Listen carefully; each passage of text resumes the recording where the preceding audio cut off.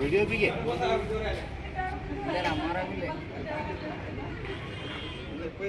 Photo भी काट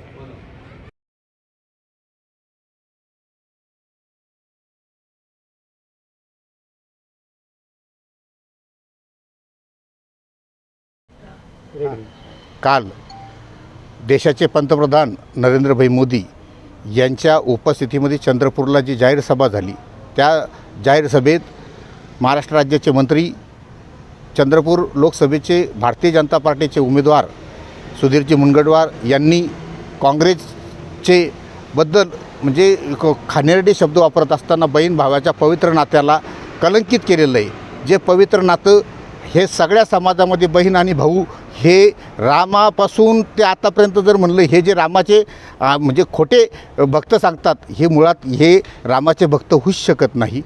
यांनी जे कपडे काढून एका खाटेवर बहीण आणि भाऊ हे झोपतात याची उपमा त्यांनी ती काँग्रेसवाल्याला दिली। ते हे जे बोलले हे बरळण्याची भाषा त्यांनी जी केली त्याचा मी निषेध करतो आणि त्यांच्यावर कायदेशीर कारवाई करण्यासाठी जाफराबाद पोलीस स्टेशनला मी आज अर्ज दिलेला आहे, लेखी तक्रार दिलेली आहे। काय कलमानुसार कारवाई 294 अन्वयजगनी कलमानुसार त्यांच्यावर कारवाई करण्यासाठी मी अर्ज दिलेला आहे। या पुढचं काय राहील? यानंतर जे की त्यांनी नाही केलं तर मी त्यांच्यावर कायदेशीर कारवाई जे की म्हणजे 100% करणार।